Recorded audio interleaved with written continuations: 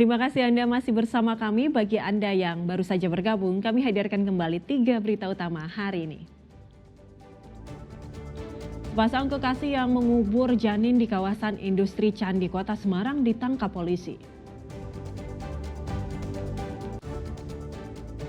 11 orang ditetapkan sebagai tersangka perusakan dan penjarahan kantor DPRD Jepara. Pria 67 tahun curi perhatian lantaran jadi salah satu peserta nikah massal di Klaten.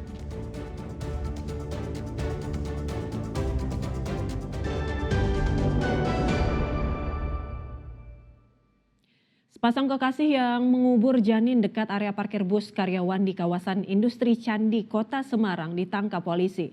Keduanya terancam hukuman 10 tahun penjara.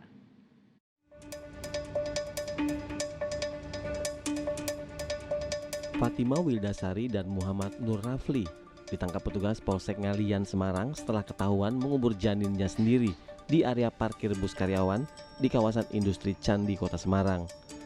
Kasus ini terungkap melalui rekaman CCTV yang berada di lokasi. Dalam rekaman, sepasang kekasih ini terlihat memasuki area semak-semak dekat tempat parkir di malam hari. Sang pria membawa pacul sementara kekasihnya membawa janinnya. Usai menggali tanah di semak-semak, janin pun dikuburkan. Diduga janin sengaja dikuburkan dan dikubur karena keduanya belum memiliki ikatan resmi. Dari konfirmasi tim medis Puskesmas Ngalian, janin yang dibuang diperkirakan berusia 4 bulan. Kemudian pukul 18.30 dibungkus dengan kain putih ini karena masih ada pecah darahnya, dan ini kita temukan di TKP. Dibungkus lalu 18.30 mulai membawa janin yang telah diaborsi tadi menggunakan sepeda Jeep warna merah dengan nomor tersebut yang sudah saya sebutkan, E3904 RJ milik pacarnya Rafli, serta langsung membawa cangkul menuju kawasan industri Candi. Kedua pelaku diamankan oleh unit reskrim Polsek Ngalian setelah serangkaian penyelidikan. Sebelumnya, janin ditemukan karena warga curiga adanya gundukan tanah yang tak biasanya di semak-semak dekat area parkir pada 25 Agustus lalu. Setelah digali, ternyata ditemukan janin bayi yang terbungkus kain putih. Atas kasus ini, keduanya dikenakan pasal tentang perlindungan anak dengan ancaman hukuman penjara 10 tahun. Agus Hermanto melaporkan dari Kota Semarang.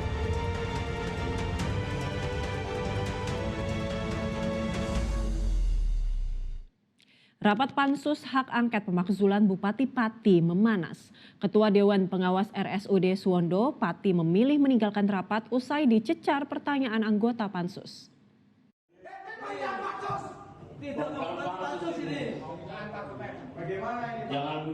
Pekik panitia khusus hak angket DPRD Pati ini membuat Ketua Dewan Pengawas RSUD Suwondo kembali duduk setelah sempat pergi meninggalkan ruang rapat.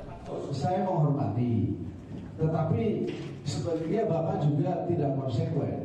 Bicara tentang kebijakan. Torang Manurung menolak menjawab pertanyaan Pansus karena merasa tidak relevan dengan agenda pemanggilan. Pak, ini kebijakan Pak Bupati yang memberikan SK kepada Dewas, dan ternyata Dewas ini memanfaatkan kejabatannya untuk keluarganya kerja di situ. Meski dijelaskan, Ketua Dewas RSUD Suwondo ini tetap kukuh dan meninggalkan ruang rapat. Karena saya sudah memberikan hak jawab saya sesuai dengan kewenangan Bapak, dengan hormat saya izin meninggalkan rapat. Terima kasih. Teman-teman, kita nggak usah lagi. Ini benar-benar forum. Ya, tidak berarti kami berulang. Baik. Nanti kita di media, teman-teman media silahkan tanya langsung. Beliau.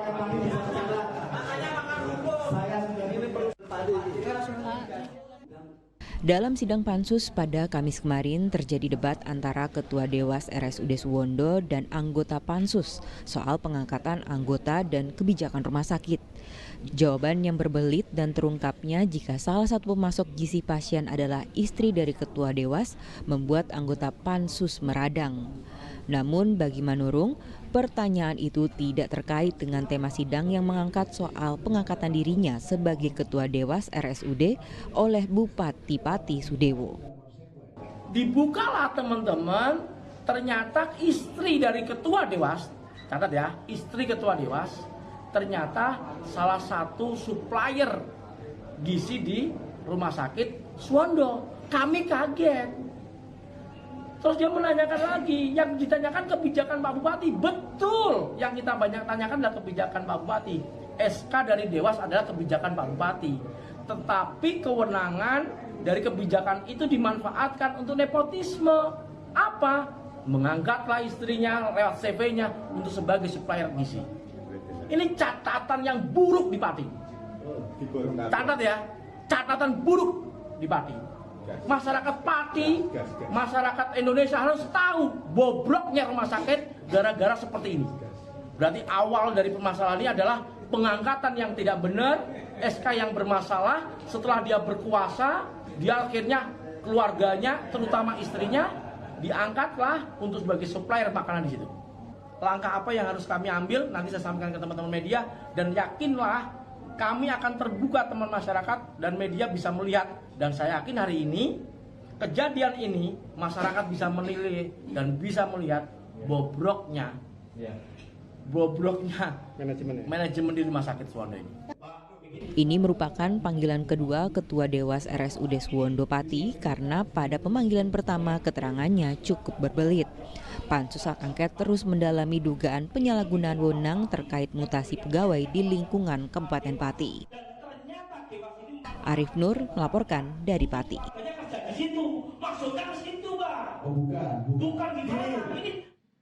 Ya, informasi tadi mengakhiri jumpa kita di Berita Jawa Tengah hari ini. Jangan lupa pastikan Anda subscribe channel YouTube Liputan 6 SCTV Daerah. Atas nama rekan yang bertugas, saya Agista Febila mengucapkan terima kasih atas kebersamaan Anda. Selamat beraktivitas dan sampai jumpa.